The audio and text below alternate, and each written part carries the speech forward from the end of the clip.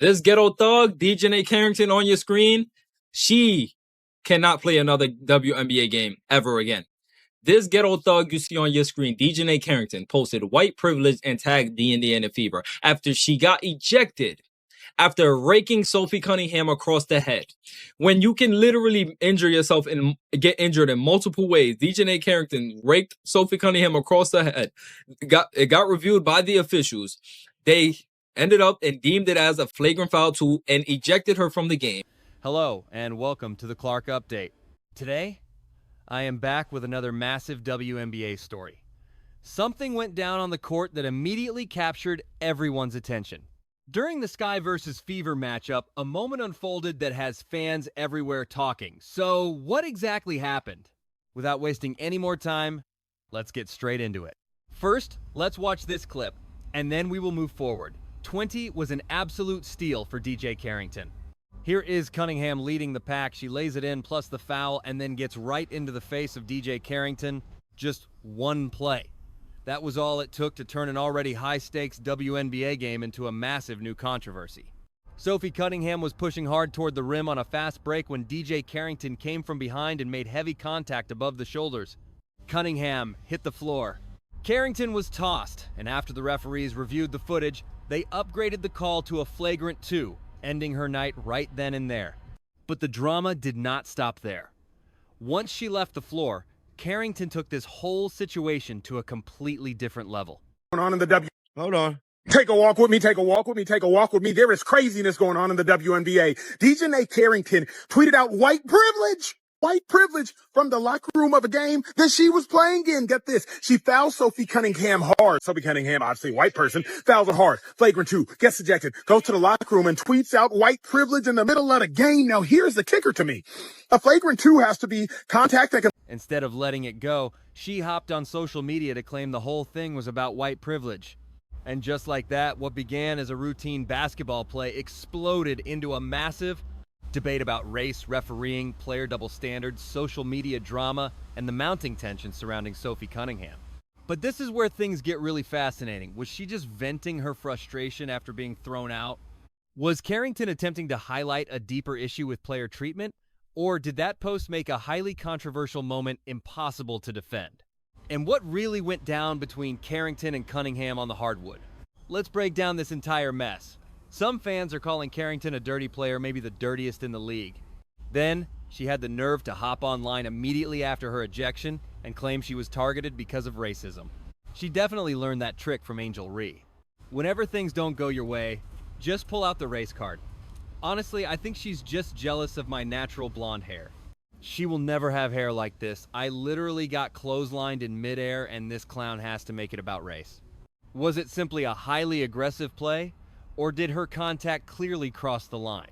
Could Carrington be facing extra discipline from the league office? And maybe the ultimate question here, could this entire incident threaten her WNBA career?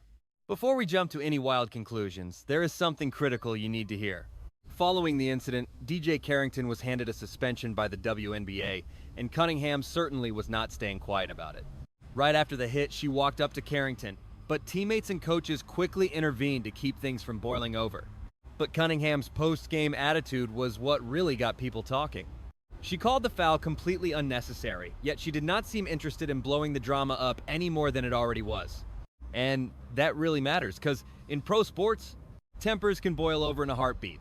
One side feels disrespected, another feels targeted, and the official makes a quick call. Fans pick their sides, and suddenly, everyone is fighting over a play that took less than 2 seconds. Cunningham's overall stance was that she would not let this single moment define her entire season. But on social media, it was a totally different ballgame regarding these kinds of dirty, dangerous plays. Remember, this is the same player who poked Caitlin Clark in the eye with her long fingernails last season. Take a look. This footage of Caitlin Clark getting poked in the eye by DJ Carrington is going viral once more. It all went down in the opening quarter when Clark tried to zip a pass to her teammate Aaliyah Boston, but Carrington poked Clark right in the eye while attempting to deflect the ball. The whistle stayed silent, leaving Clark to take a quick moment just to collect herself.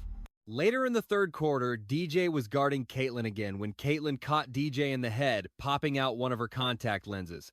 Once again, no whistle, and Dane had to pause to pop her contact back in. Here is another crucial detail. DJI Carrington already has a history of hard, tense moments with Caitlin Clark on the court. Now, this flagrant 2 foul on Sophie Cunningham is bringing all those old questions right back to the surface. Especially when it puts the entire league and its marquee star players in jeopardy. Several media members have even argued that Carrington deserves a suspension. The big question now is whether the WNBA will hand down a real punishment, or if this whole drama will just blow over. After getting tossed, Carrington posted the words "white privilege" at Indiana Fever. That one social media post instantly shifted the narrative, moving the debate far beyond whether the hard foul was actually intentional. Now, they were debating whether race played a part in the ejection. We really need to pause here because there is a massive difference between Carrington making that post and the refs ejecting her due to race. The post is a documented fact. The second claim has absolutely no proof. Actually, Cunningham herself completely dismissed the idea that the refs made a racially motivated call. She pointed out that she had actually been thrown out of games before for making similar physical plays. While that doesn't put an end to the referee debate, it shows the situation is far more nuanced than just claiming the league targeted Carrington because Cunningham is white. There is simply no proof of that. That distinction is crucial, especially since online platforms tend to rush to a final judgment long before the actual facts are even made clear. And this is right where the internet fractured. One group of fans watched the play and argued Carrington committed a clear foul, got tossed, and immediately started playing the victim. Others saw it completely differently. They argued Carrington was just showing frustration over what she believed was unfair, unequal treatment. Those are two completely opposite takes, and we shouldn't treat either one as the absolute, undisputed truth. Labeling someone a victim can cloud the issue, especially since we cannot possibly know what Carrington was dealing with emotionally at that exact second. Remember, she was just ejected from a massive, high-profile matchup. She watched her foul get upgraded on video review, walked off the court to a roaring crowd, and quickly fired off a highly emotional post. Athletes are human. They react and get frustrated. Sometimes, they say things they might phrase differently later. But reacting with emotion doesn't automatically make you right. On the flip side, being wrong doesn't mean your feelings weren't genuine. That is exactly the kind of nuance that gets lost in online debates. Now, let us tackle another major rumor circulating out there. You have probably seen claims online suggesting that Carrington made threats against Cunningham. That is a massive accusation, but looking at the actual credible reports we have right now, I absolutely would not state that as an established fact. What we do know for sure is Carrington's controversial social media post following her ejection. That is documented. But claiming she made a direct threat toward Cunningham is a completely different story, and there is simply no reliable reporting out there to prove she did. This difference really matters, because once a story starts throwing around words like threatened, attacked, targeted, or hated, people naturally assume something far more dangerous took place. If there is no real proof, repeating these claims as facts just turns sports talk into flat-out misinformation. So, we are sticking strictly to what we can actually prove. To be honest, there is plenty of drama here without making things up. And there is another huge reason this incident completely exploded. Sophie Cunningham has quickly become one of the most talked about players in the league outside of actual basketball. Recently, Cunningham made some very strong public comments about transgender athletes playing in women's sports. Her statements drew heavy support and intense criticism, and that controversy has followed her straight into games. There have been physical protests and public demonstrations surrounding the entire debate, and the WNBA has already dealt with incidents tied to this larger culture war. So when Carrington made that hard foul, it did not happen in a vacuum. All eyes were already on Cunningham. Fans already had deep opinions about her, just like they had strong thoughts about Carrington. That is why one basic play became something far larger. In any other context, that same physical contact might have sparked a few hours of talking head debate. Instead, it became yet another heavy chapter in an ongoing, massive cultural war. This is the reality professional athletes have to deal with in 2026. The game never actually ends when the final whistle blows. The second the players step off the court, millions of people online immediately transform into unofficial commentators. Clips get instantly reposted. Slow-motion videos drop, screenshots circulate, and fans dissect body language. People search for past incidents, and suddenly, a 2-second moment sparks a 24-hour debate. Some fans instantly defended Carrington. Others defended Cunningham, some blamed the officials, and some called out Carrington for her post. Others dragged up completely unrelated controversies involving both of the players. And that is where these situations get dangerous for everyone involved. Once social media picks a side, every new piece of information is viewed through that lens. If you back Carrington, you see one thing. If you side with Cunningham, you see something else entirely. And if you dislike either team, you are likely seeing something completely different again. The actual basketball game almost becomes secondary. So, let us ask the question everyone is asking. Was it a dirty play? That is ultimately a judgment call for viewers to debate, but the refs made their stance very clear. They reviewed the play and ruled that the contact definitely met the standard for a flagrant 2. As Cunningham drove for a layup, Carrington made hard contact from behind. Because the hit was deemed unnecessary and excessive, the officials ejected her from the game. Fever head coach Stephanie White supported the call. However, White also made it clear she did not think Carrington acted with malicious intent, and that distinction is vital because dangerous physical contact and malicious intent are not always the same thing. A player can make a reckless or excessive play without actively thinking she wants to seriously hurt her opponent. Professional basketball just moves too quickly. Players make split-second decisions. Sometimes they make bad choices, and sometimes they are just overly aggressive. Sometimes they lead to serious consequences. That is why the rules exist. If one specific part of this situation follows Carrington longer than the physical foul, it will likely be her social media post. But why? Because the foul can easily be judged by the rulebook, whereas the post opens up a completely different debate. The moment you publicly suggest that race influenced a refereeing decision, you are making a massive accusation. And serious accusations demand real evidence. Without it, people will naturally challenge the claim. That is exactly how this played out. Cunningham rejected the notion, fans started arguing, and sports media quickly ran with it. The original foul suddenly took a back seat to the massive fallout over her post. This is the ultimate modern athlete dilemma. You hold a massive platform and can respond instantly, but the second you hit post, you lose all control over what happens next. Your words quickly turn into headlines, video clips, and endless online arguments. They remain out there forever, long after the raw emotion that made you write them has faded away. We should also avoid turning Cunningham into a perfect hero just because she was on the receiving end of this particular foul. She is a highly competitive pro athlete. She has had her own controversial moments, and her public remarks have sparked plenty of debate. In fact, she has previously been involved in a high-profile flagrant foul situation herself. If we demand consistency from Carrington, we must demand it from everyone. The standard cannot be that our favorite player did it, so it is fine. The standard should be whether the action was within the rules, and if it was not, the exact same standard should apply, no matter who committed the foul. That is how sports remain sports.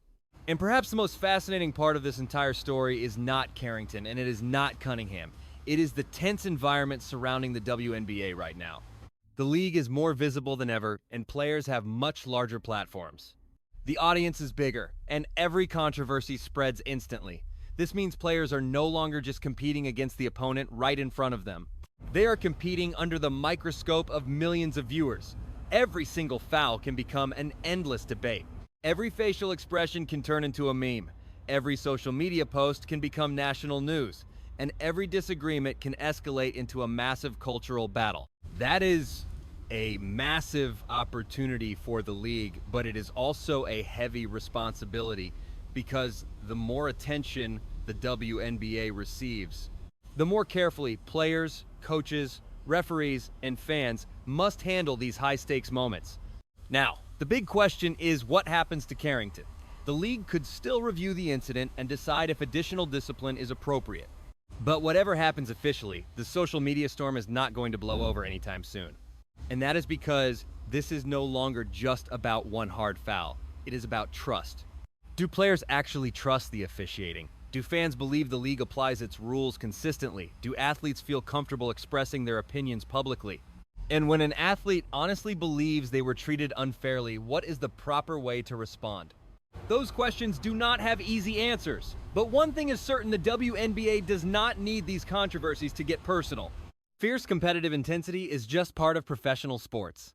Arguments happen, Hard fouls happen and emotions flare, but a line must be drawn, and that limit should apply to everyone. Maybe the biggest lesson from this whole situation is actually incredibly simple. You can be angry without throwing around accusations you cannot prove.